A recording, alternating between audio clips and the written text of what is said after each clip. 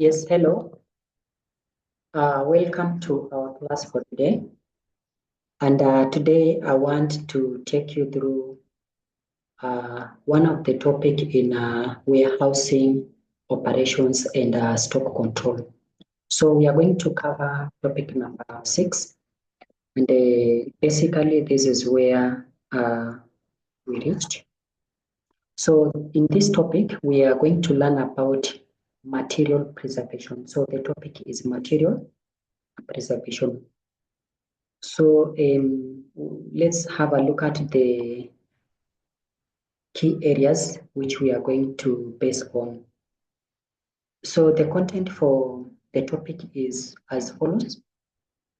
We need to understand the meaning of material preservation. Of course, it is important for you to understand what is material preservation. Now, having looked at that, you also need to understand the importance of material preservation.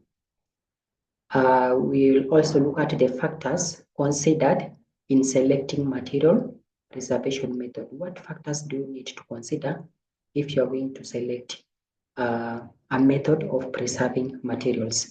Then we shall also look at the methods of preservation of materials. So basically, this is what we will cover in this topic. And allow me to start with the meaning of material preservation.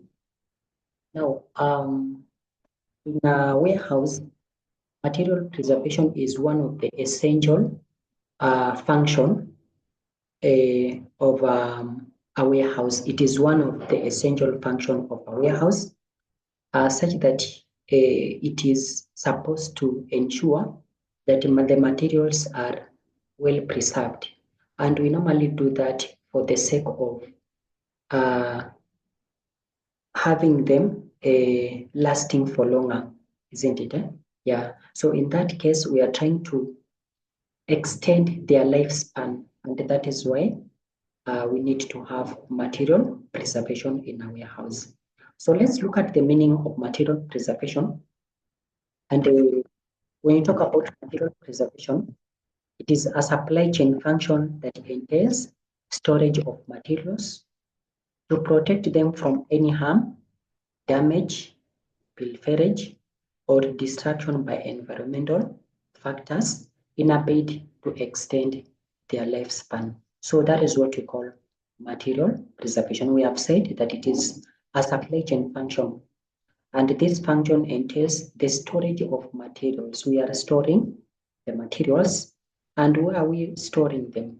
To protect them from any harm, damage, pilferage. Pilferage simply means the act of stealing items of a small value. So that is what you call pilferage. So we are protecting them from that kind of act, or even destruction by environmental factors. What could be these environmental factors? We could be talking about um, being destroyed by rain, yeah, sunshine, and so on. So those are what we call the environmental factors. And the reason as why we are protecting the materials, it is in order to extend their lifespan. We want them to be used for a longer period of time. That is why we need material preservation. So that is what you call material preservation. And having looked at that, I want to look at the factors to consider when selecting preservation method to use. Later on, we shall be looking at those preservation method. Like one of it is canning, we have dehydration, we have sorting, photocopying, all those methods of preserving materials, we will be looking at them. Now, what are the factors that you need to consider if you are going to select a method that you want to use to preserve the materials? What factors do you need to consider? Now, in this case, one of the factors that needs to be considered is the nature and characteristics of the goods and unit laws to be preserved. So you look at the nature, and the nature of the goods, we normally talk about perishable goods. We have durable goods, So we are looking at the nature of the goods and also the characteristic of the goods, and also the units load to be preserved, the amount of the material that needs to be preserved. So this is one of the factor which is very key. We are talking about the nature and characteristics of the goods, and also the units to be preserved, the unit load to be preserved. Now, the second factor is the effective utilization of building volume. And here we are talking about it in terms of horizontal and vertical. So we are looking at if you are going to look at a method of preserving a material, if you are going to select that, then you need to look at it in this perspective in terms of effective utilization of the building volume. How is it going to utilize the space? We're talking about the building volume. So could it be vertically, or could it be horizontally? Vertically runs from top down, or north to south. Then horizontally, that is from either east to west or west to east. So you are looking at the effective utilization of the building volume. So that is one of the factor. Now, another factor that you will need to consider if you are going to select a preservation method to use is maintenance of material condition. If you are in a position to maintain the condition of the material, then it is a factor to consider, and also integrity. Now, another factor that you need to consider is safety. This is a factor. The safety of the material is very key as far as everything is concerned. So the safety of the material. We also have space. Space is a factor. And here we are talking about it in terms of land, building. Space can be land, building, and even the building surfaces. So it is also a factor to consider. Also, you need to consider fire protection. Fire protection is also another factor if you're going to consider preservation method of materials to use. Again, we have handling equipment, which include what maintenance. Handling equipment is also another factor. Which equipments will be used to preserve the material? So you need to look at them. It is a very important factor to consider. Now, additionally, we have weather tight. Weather tight, make sure windows and doors fit securely. That is also another factor. We also have watertight.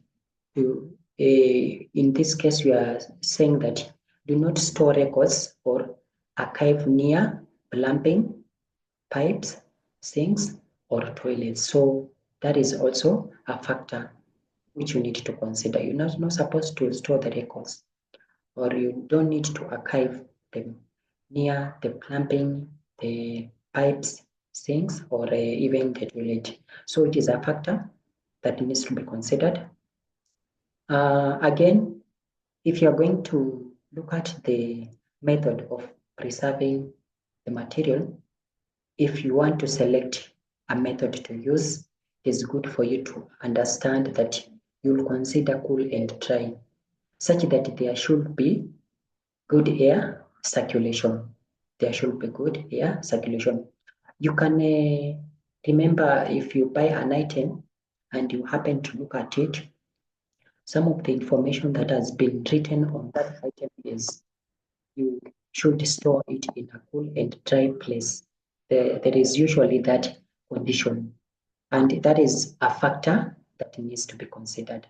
What happens if you don't follow the rules or whatever you've been told? Then it means you might incur loss, damage, the item or the material will be damaged, and so on. Again, you need to consider this factor. It's supposed to be the material, the method that you need to select, it should be free from damp. And talking about damp, this is it could be a slightly wet place. So you're not supposed to keep the material or the method that you've selected. It should be free from damp. It should be free from damp. That is a factor. Another factor is clean and free of dust. Again, the method should be that you're going to select supposed to, you look at the clean and free of dust. It's supposed to be clean and also free of dust. You also need to consider it should not be subject to fluctuating changes in temperature. That means do not store records near sources of heat or where temperature are likely to fluctuate dramatically. So it is a factor. Again, it is not supposed to be exposed to natural or strong light records. So the method that you are using to preserve the material is not supposed to be exposed to natural or strong light records. It should be stored out of direct sunlight. So those are the factors which you need to consider if you are going to select the preservation method that you want to use. Now, in our next item, I want us to discuss about the importance of material preservation. Now, in this case, we want to understand why is it important to preserve materials? Importance of material preservation. So one of the importance, these are the reasons why we need to have material preserved. So these are the importance. Number one is to prevent damage of materials. So we want to prevent them from damage, to prevent breakage, isn't it? Such that they are not going to break. And you'll realize while preserving the materials, you could have the items which can easily break. And in such a case, you need to look at a suitable method of preserving the materials, or it is important for you or for us to preserve materials. And in that case, we are doing that to prevent breakage. Another importance why it is important for us to preserve materials is to prevent the material from becoming stale, or it could be going bad easily. So that is the meaning of stale actually. For example, in foodstuff, foodstuffs, they are kind of materials or kind of products that go bad easily. So we are trying to prevent the material from becoming stale or going bad. Now, another importance of doing that is to prevent materials from withering and drying. So actually, we are trying to prevent the materials from withering, from drying, such that they are not going to dry. And that is why you'll have to preserve them. Now, let me give you an example. There is vegetables, the vegetables are normally, they could be preserved in refrigerators. Why are we doing that? So that they do not dry. We don't want them to dry or to wither. And in that case, we have to preserve them well. And then the other importance is to prevent the materials from harmful environmental factors. For instance, we have excessive heat, sunlight, rainfall, and fog. So those are the environmental factors. So we are trying to prevent them from harmful environmental factors. Now, another importance of preserving materials is to increase the lifespan of the material. And this one is very essential, as we saw that we are doing material preservation so as to do what? To extend the lifespan of that material. So we are trying to increase the lifespan of the material. Another importance is to facilitate storage of perishable goods. So we are trying to facilitate the storage of perishable goods. For example, we have vegetables, we have fruits, we could have things like milk. So they go bad easily, isn't it? So we are trying to facilitate their storage, and we're doing that, we're in a position to use them for a longer duration. Another importance of preserving materials is to facilitate transportation of materials. So again, we are preserving the materials so as to ease the transportation. We want to make it easier to transport the materials.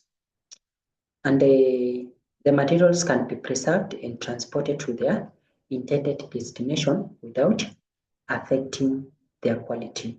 So these are some of the importance of material preservation. Those are the importance of material preservation. Now, let's discuss about factors to be considered in the process of preserving materials. Now, there are factors to be considered in the process of preserving materials. The other time we were looking at factors to consider in selecting a preservation method to use. In this case, we are looking at the factors to be considered in the process of preserving materials. So during that time, the materials are being preserved. Now there are factors to consider before doing the preservation and during the preservation and even after the preservation. So that is the process of preserving the materials. So what factors should we consider? So one of the factor is space. If you're going to preserve a material, you need to look at space. And in this case, I would like to say that someone living in a farmhouse can probably store dozens of preserved fruits in jars, whereas someone living in an apartment is unlikely to have the space uh, to spare for rows of preserved what plants. So in that case, if you're living in a farmhouse, in a farm, compared to someone who is living in an apartment, it will be very difficult for someone living in an apartment to get space to preserve the materials. So space is a very key factor to consider. Now, another factor that needs to be considered in the process of preserving the materials is climate. Now, the climate can aid or hinder different storage methods. What might store beautifully through a Canadian winter may well rot during the Australian winter or the Australian one. So the climate is also a factor that needs to be considered. Now, the other factor is available equipment. So here we are looking at the equipment, the preserving equipment. Now, some preserving methods require specialized equipment that you may not have access to or that you may be unwilling to use. For example, not everybody enjoys the sterilization process required to preserve fruit in jars, and not everyone can build a smokehouse. A smokehouse is is another way of preserving the material. So not everyone can build a smokehouse, and not everyone can preserve or can sterilize the fruit in jars. So the equipment, the available equipment is a factor to consider. Another factor is cost. In most cases, people would they prefer looking at the cost before they go ahead and do the preservation process. So cost is a factor, and we are saying that naturally the cost involved in preserving food should be weighed against the cost of purchasing the food from a local market, a supermarket, or other source. Now, so in this case, we are talking about the cost. You need to compare between the cost of preserving and the cost of purchasing. And we are saying that by looking at that, you'll be able to assess how much do you need to spend, isn't it, on that material or on the item, because you have purchased the material or you have purchased the item, and now you want to preserve it or you want to store it. So we normally recommend going for, you need to look at the minimal cost. You need to look at the minimal cost.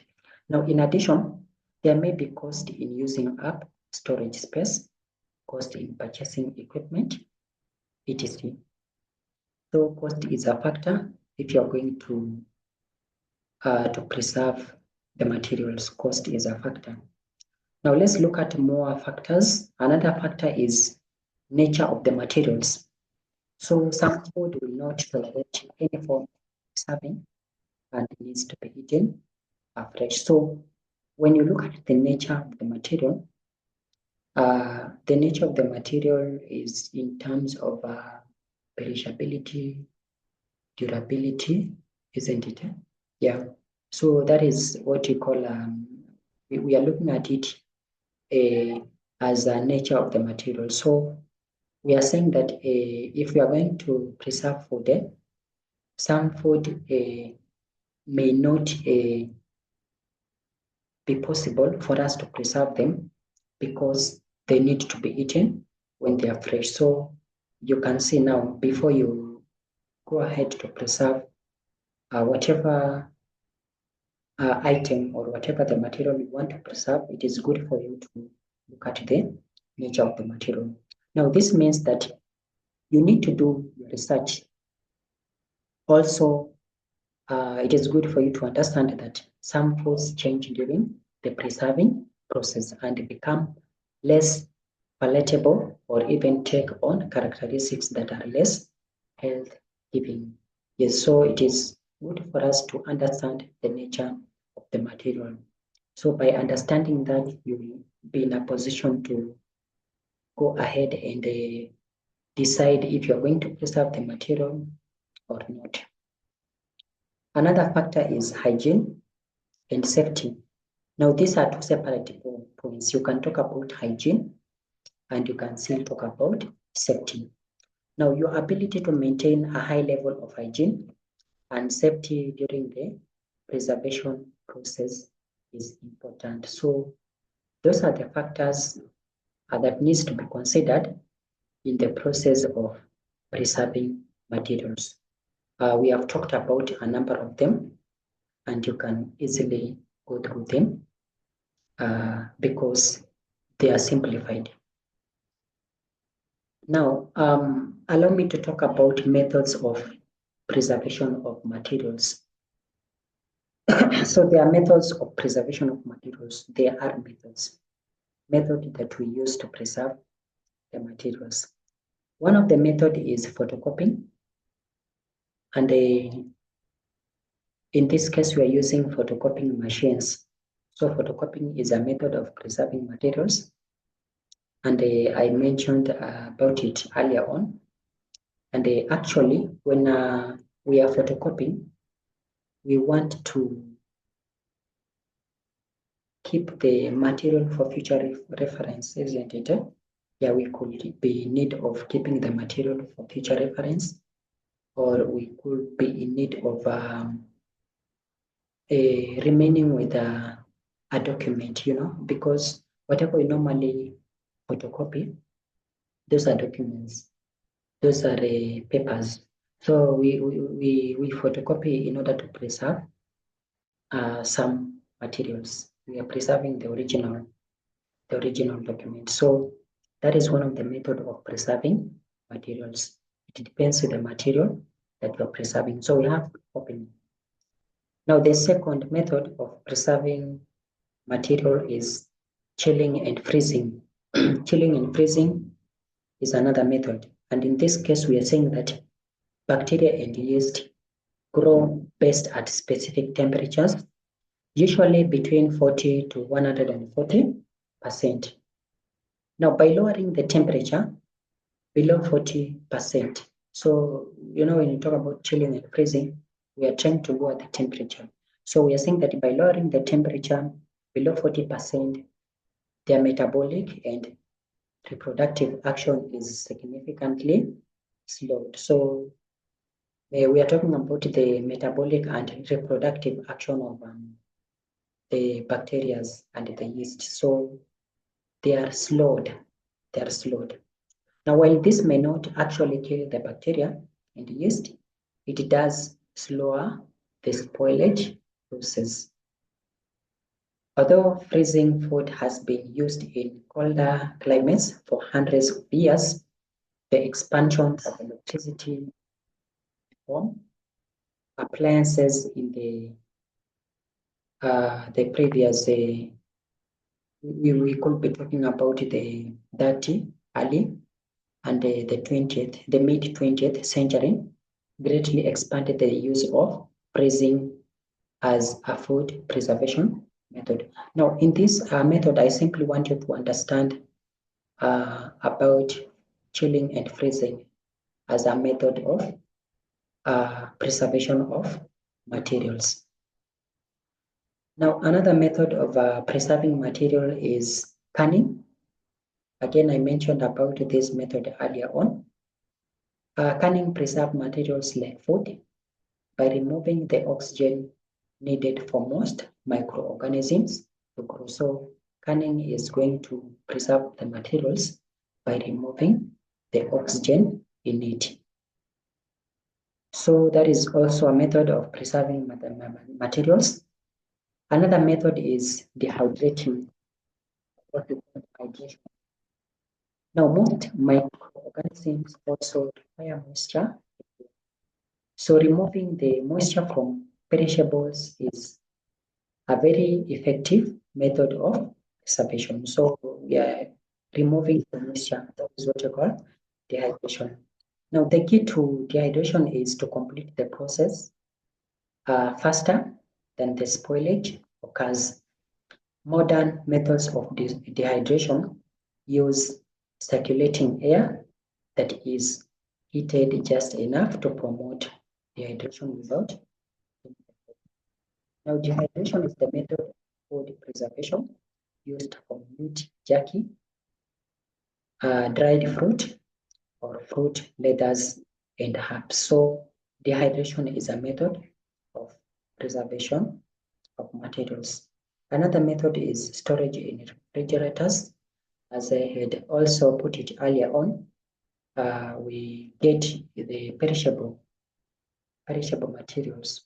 We're talking about things like vegetables, fruits, isn't it? So they go bad easily, and therefore we can store them in refrigerators. And in that case, we are preserving them. Another method is fermenting. Fermenting is a method of preserving materials. And in this case, we get fermentation, and fermentation is a form of perishables spoilage. But when the microorganisms are tightly controlled, it can produce desirable effects and provide safeguards against harmful organisms. So the bacteria or yeast used in the fermentation process produce acid as a byproduct, which acts to prevent other potentially harmful bacteria from thriving.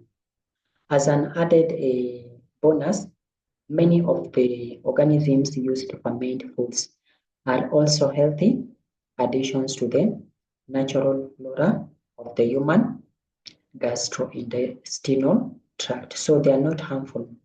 So talking about fermenting, in this method, what we are doing is we are using the bacteria or yeast.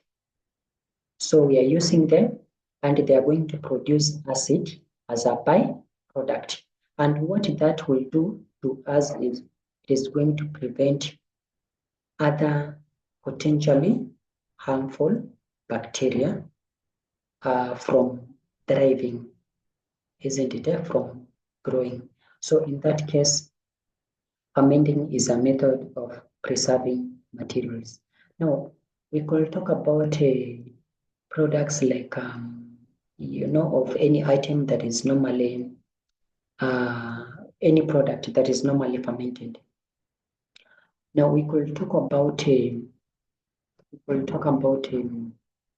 the fermenting of milk, Yeah, milk is normally fermented, and some people do prefer fermenting it uh, rather than, okay, it will not necessarily go bad, but once fermented, it can be used for a longer duration. We are trying to extend its lifespan. So fermenting is a method of preserving material. Another method is salting. Salting preserves materials by removing the moisture. So with salting, it removes the moisture and create an environment unsuitable for microbial to grow. So we are removing what you call the moisture. When we preserve material by salting, it is going to remove the moisture. So that is what you call salting. Another method is custom protective enclosures. Not going into many details. Custom protective enclosures is also another method. Now, this method provides books with structural support and protection from dust, light, and mechanical damage. So, detailed information on boxes can be found in what you call NEDs for the coming leaflet 4.5 custom protective enclosures. For the best level of protection, enclosures should be constructed of permanent, durable materials and custom made to fit the book's dimension exactly. So this method is used to preserve items like books. Yeah. So such that we said it provides books with structural support and protection from dust.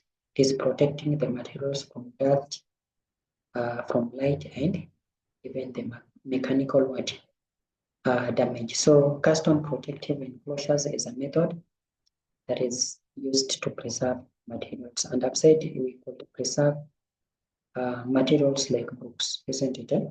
Yeah.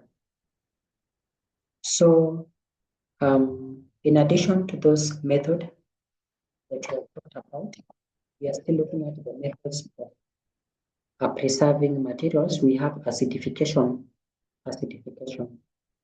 So many foods last longer if they are simply dunked in a bath of vinegar, just as vinegar rinses dirty cloth and kitchen countertops of infectious germs, it can be put to the same. That is though tastier and we use with fruits, vegetables, and herbs. So this is a method of preserving material acidification. Another method is vacuum packing. Now, a vacuum packing process is to storing food in airtight environment like a bag or bottle. So we are storing the item. In this case, we are talking about food. We are storing it in an airtight environment, like a bag. It can be a bag or a bottle. So inside the material that is used to store the items or other materials, there is space, isn't it? Yes, which is going to preserve the material. So there is space, and it is done to prevent air from getting in. So that is what we call the airtight environment.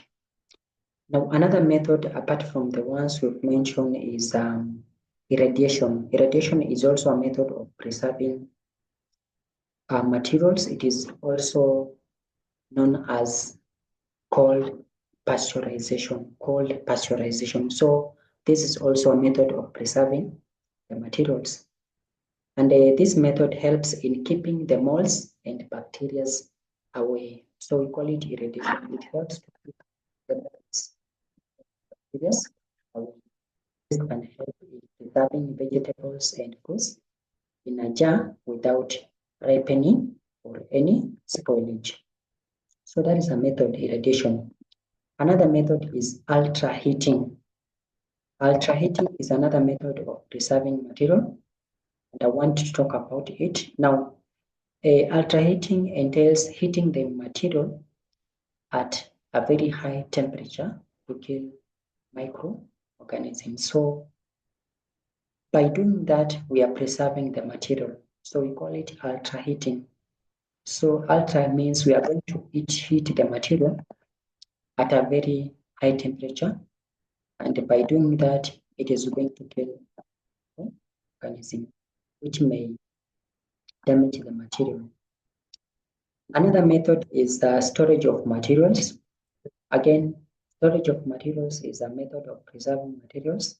For example, information drives such as hard drives, flash disk, floppy disk, Google Drives, and cloud storage. So these are also methods of preserving the materials. We are preserving, you know, the hard drives, the flash disk, they are normally there to preserve,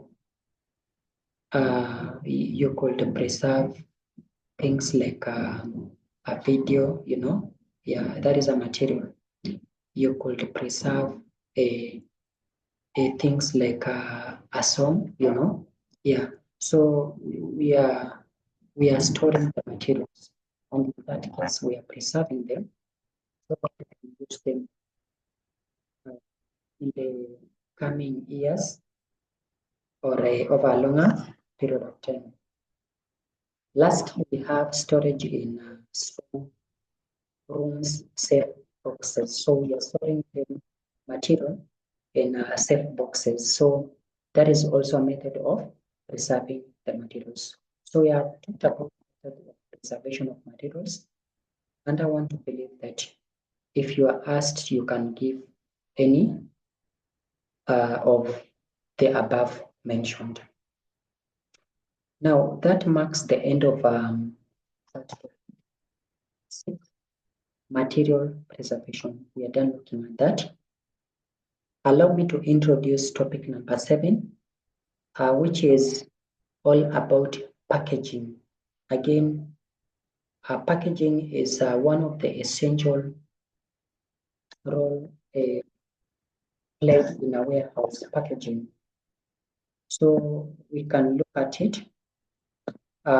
We are going to cover these areas: packaging, purpose of packaging materials or objectives or functions of packaging materials. Again, we are going to look at factors to consider in selecting and packaging of materials. What factors needs to be considered? We shall also look at types of packages, and even we shall be looking at types of packaging. We shall also look at challenges of packaging, challenges that we face if we are going to package the materials, challenges that we face if we are going to devise the packaging system. So that is what we will cover. And I want to begin with a definition. Of course, it is good for us to start with the basics. We start with the basics. Now let's get to understand the meaning of packaging. And we are saying that packaging may be defined as the general group of activities in a product planning, which involve designing and producing the container or wrapper for a product. So that is what we call a packaging. Apart from that, we have this term called packing.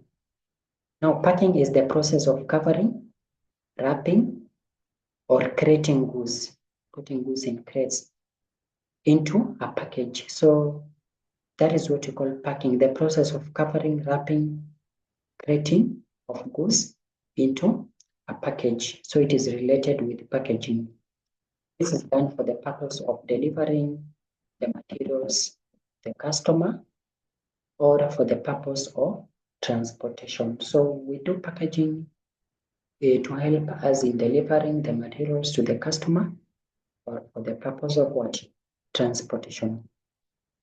Having said that, we can now move on to the functions, so objectives, so the purpose of packaging. As we had said earlier on, we are looking at the functions, the purpose, or the objectives of what? Packaging. Now, these are the functions of packaging, why we do packaging. It could also be importance of packaging. Number one is to protect its content in transit, in storage, and in use. So we are trying to protect the content of the material while in transit, while it is being transported. In transit means it when it is being transported, when it is stored, and when it is being what? Used. So we are protecting the content of the material. Another function of our packaging is to assemble and arrange the content in the desired what form. To assemble is kind of grouping. So we are assembling and arranging the content in the desired what form, a form that we want, the desired form. Again, packaging is done to identify the content, the brand, and the maker. So again, it is a function of packaging.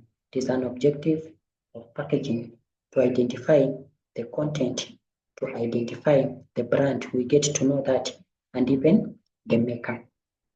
Again, another function of packaging is to provide a suitable product mix.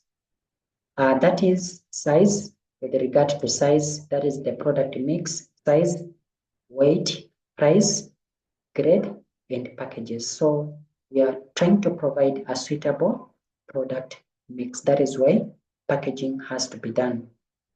Again, a packaging facilitate retailers function. It is trying to make the retailers work easier. So it facilitates retailers function as it is preparing goods for sale. Again, another function of our packaging is to enable the display of contents. So we are trying to display the content of the material. So that is why packaging is important, or it is a function of packaging. Again, packaging is done to encourage repurchase. So if at all the material, the product was not bought, isn't it? Or it was returned, it could have not been bought, it could have not been, it could have been returned. In that case, we want to encourage repurchase. It can be bought again. And you realize we are doing what you call recycling, isn't it? Yeah. So that it can help us to repurchase what? The material. So that is a function of packaging. Again, packaging helps to comply with the legal requirements. So it is done to help in complying with what legal requirements, such that we are going to follow the requirements, what the law demand from us. So it comply with the legal requirements or the regulations.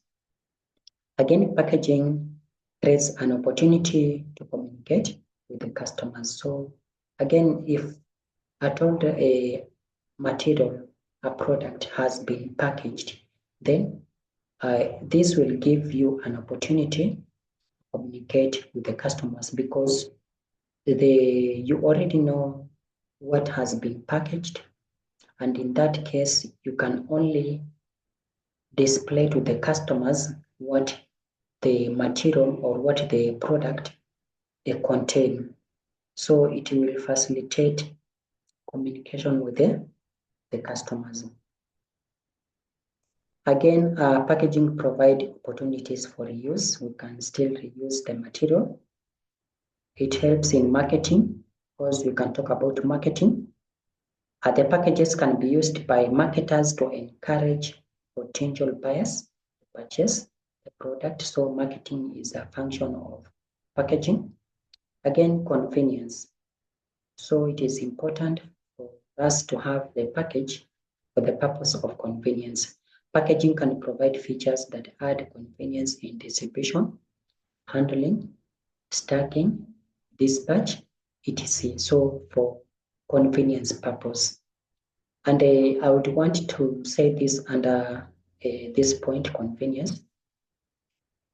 If you know, in most cases, whenever you buy a product from the manufacturers, now that product will need to be put in packets, So we are trying to package such that the customers can get the product at a convenient requirement, isn't it? They cannot buy one sack of sugar, so you have to break bulk, and in that case, that is what we mean by convenience. Now, another function of packaging, or another objective, another purpose, is containment. It is called containment or agglomeration. Containment or agglomeration. Now, in this case, it means that small items are usually grouped together. So we are trying to group the small items together in one package for reasons of efficiency. For example, we can have a single box of 1,000 pencils, requires less handling. We can easily handle that compared to 1,000 single pencils. 1,000 single pencils, you can easily handle one box. If you can compare one box and 1,000, you can easily handle what? One. So that is for the purpose of containment. So those are the functions, those are the objectives, and those are the purpose of packaging. Now, having said that, let us look at the factors determining methods of packaging. Later on, we shall also be discussing about the methods of packaging, but now we want to see what are the factors that will determine the method that you would want to use to package the materials. So one of the factor which is going to determine that is nature of the contents in terms of their value, in terms of their physical composition, and durability. So we are talking about the nature of the content. Nature of the content is a factor consider, which will determine which method would you use to package the materials of the items. Another factor is the length of distribution channel. Here we are looking at the distance the length of the distribution channel is simply the distance. Yes, so it could be the distance between the manufacturers and the wholesalers, the distance between wholesalers and the retailers, and even the customers. So such kind of distance or the length of the distribution channel will determine the method of packaging, whether you can use crates, whether you are going to use sacks, yeah, or whether you will choose any method of packaging, then you will consider the distance, the length of the distribution channel. Now, another factor is the amount of handling the container you will receive, the amount of handling the container you will receive. So that is also a factor which will determine the method of packaging, the amount of handling the container. Again, we have the variation in climatic conditions, which may be encountered between the point of manufacturer and the buyer, the point of manufacturer and the point of the buyer. So the variation in climate is a factor to consider. Another factor is cost involved. So here we're talking about the cost. How much is it going to cost you to package a certain material? So cost is very important. Again, you need to consider the end use of the packages. The transport packaging should be matched to its logistic system. So you look at the end use of the packages.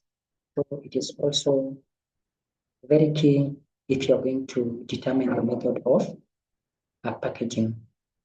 Now we also have these factors, regulatory requirements. The package is a factor. Method of packaging should adhere to the laws and regulations of the country. So regulatory requirement for the package is also a factor. Another factor is shelf life of the product. Shelf life. Now, packaging engineers need to verify that the package will keep the product safe for its intended shelf life. So this is the period that the product is expected to be used. Yes, so we call it shelf life. Another factor is recyclable and environmental impact. So this is also another factor if you're going to determine the method of packaging, recyclable, whether the product can be recycled, isn't it?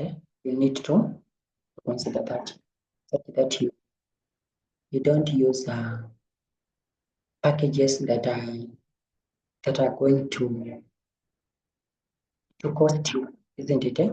Because you need to recycle the product.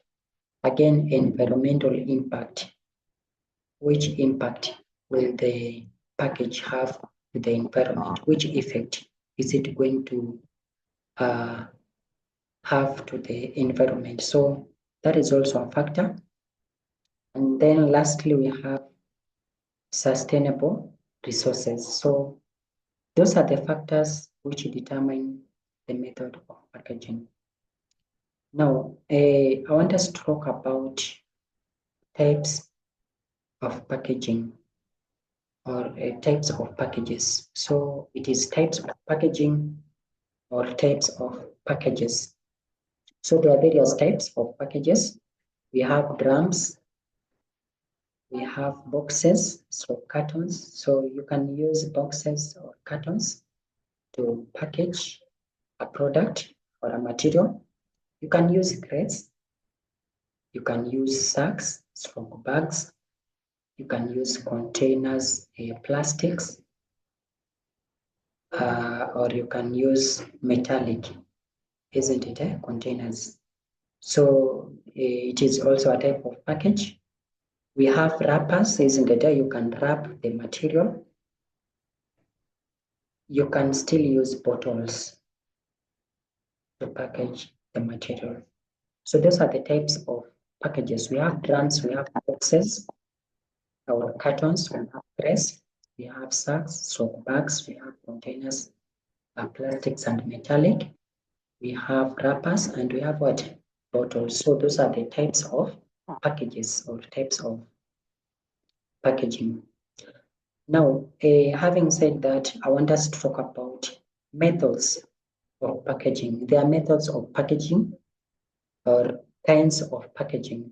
So there are either methods or kinds of what? Packaging. So one of the method of packaging is family packaging, and I want to explain briefly. A family packaging, this is where the products of a particular manufacturer are packed in an identical manner. The product of a particular manufacturer are packed in an identical what? Manner, such that the shape, the color, the size, etc. of packaging will be similar for all the products. So you realize that the shape will be similar for all the products, the color will be similar, the size, even the quality will be similar, isn't it? So in some cases, the packaging methods, materials used for packaging, the appearance, etc. will be the same for all the products of a manufacturer. Now, what do I want to say here? Now, family packaging, this is a method of packaging where the products of a particular manufacturers are packed in an identical what manner. And we have said the products will have the same shape, the same color, the same size, and even we can talk about the appearance. But I believe the appearance is similar to the color. Yeah, so family packaging is one of the method of packaging. The second method is reuse packaging. Reuse packaging. And this refers to the packages that could be used for some other purpose after the packaged goods have been removed. So we call it reuse packaging. And we are saying that it is where we have what products having removed. So we are using the packets that were used to packets those products or those goods. So we use them, we reuse. So we call it reuse packaging. Another method or kind of packaging is multiple packaging. And this is the practice of packaging several units in one container. We are packaging several units in one container. So we call it multiple packaging. The practice of packaging several units in one container. And this is going to help to introduce new products and also increase sales. So multiple packaging is also a method or a kind of packaging. Let's look at more. We have transport, so distribution, a package, or you could still refer to it packaging. And this refers to the shipping container used to ship, used to store, and handle the product or inner packages. So we call it transport stroke distribution package. And it is used to ship, to store, and handle the product or even the inner packages. So we call it transport stroke distribution package. We also have consumer package, and this refers to package directed toward a consumer or household. So these packaged are used by consumers. We also have primary packaging. Now, primary packaging, this is the material that first envelopes the product and holds it. So it is the material that first envelopes the product and holds the product. So we call it primary packaging. It is the smallest unit of distribution or use and is the package which is in direct contact with the content. So it is in direct contact with the content. We call it primary package. For instance, we could have I want just to use a letter, you could put it in an envelope, you seal it. So you find that the letter is in direct contact with the envelope, isn't it? Yes, so it is in direct contact. Now we can place the envelope in a bag or in something else, and that will now be secondary packaging. So let's talk about secondary packaging. This is outside the primary package. It is used to group primary packages together. So it is what? Outside the primary package. Another example is a biscuit, isn't it? Now, if you could get a biscuit, you normally see them in what? In packets, small packets. So those small packets is what you call the primary packets because they are in direct contact with what? With the product or with the good. Now, outside the packets of the biscuit, we have a box. So outside it, we have what? A box. So that is what you call the secondary package or secondary packaging. So it is used to group primary packets together. I've just used the example of a biscuit to make you understand. Another type or another method, of course, these are the method or the kinds of packaging is tertiary packaging. So we have talked about primary, secondary, and now we are at the tertiary packaging. Now, tertiary packaging is used for bulk handling. So it is used to handle bulk what? Material, bulk goods, and so on. So it is used for bulk handling, warehouse storage, and transport, shipping. For example, we have a palletized unit load that packs tightly into containers. So here we are talking about pallets. Pallets, Yes, pallets are storing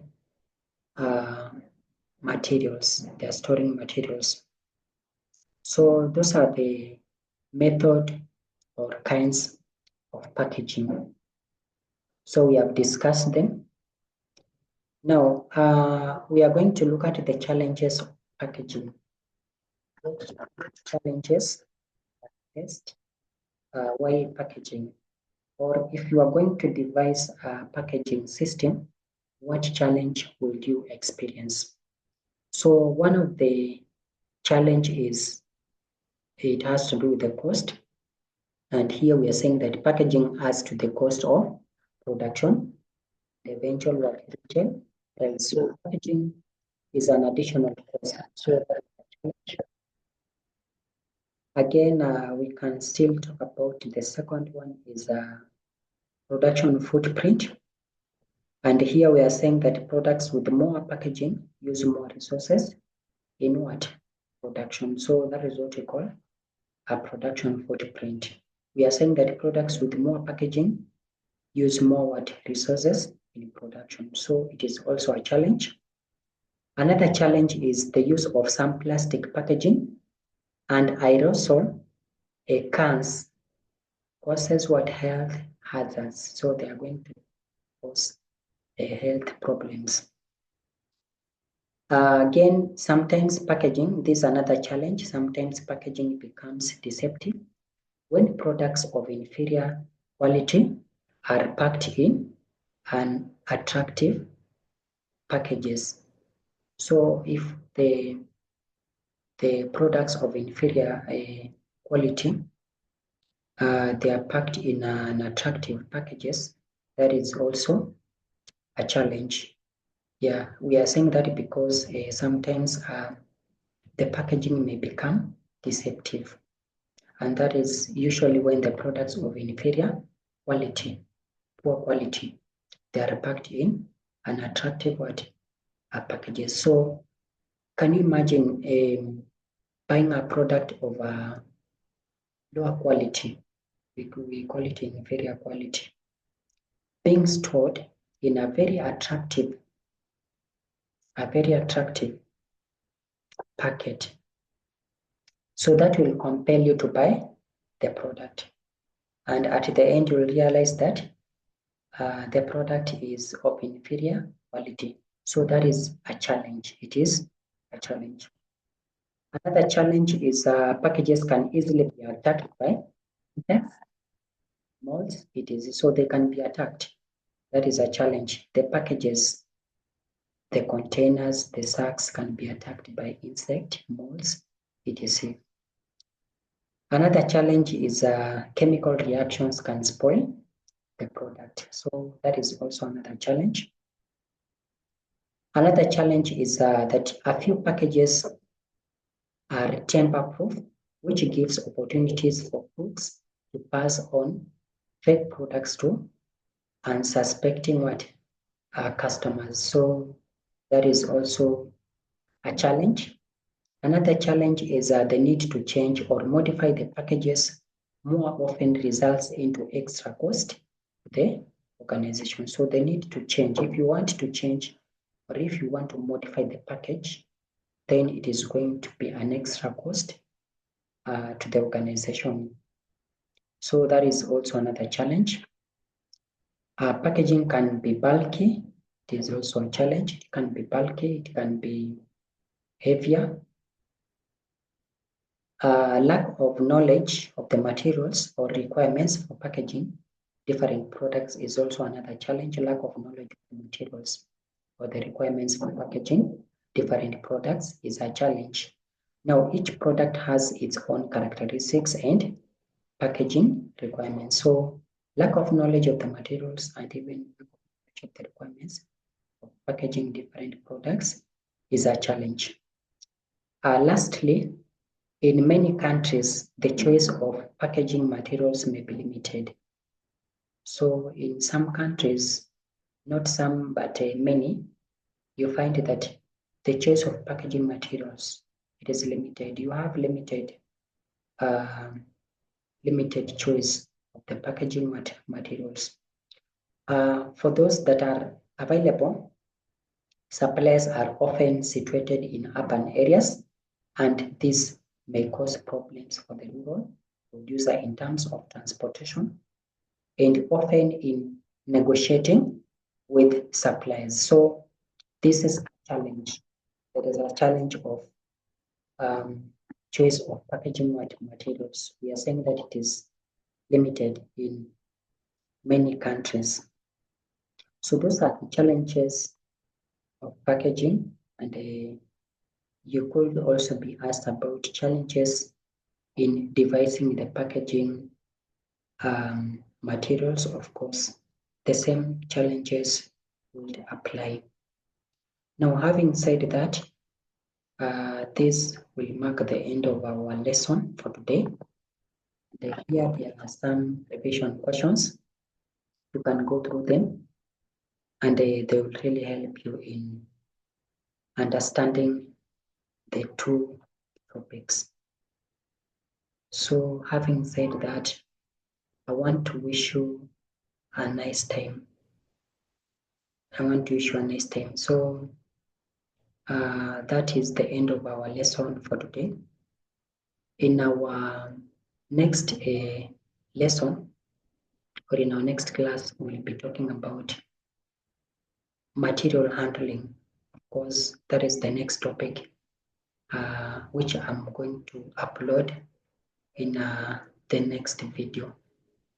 Having said that, I think for now we can end at that point. Have a nice time.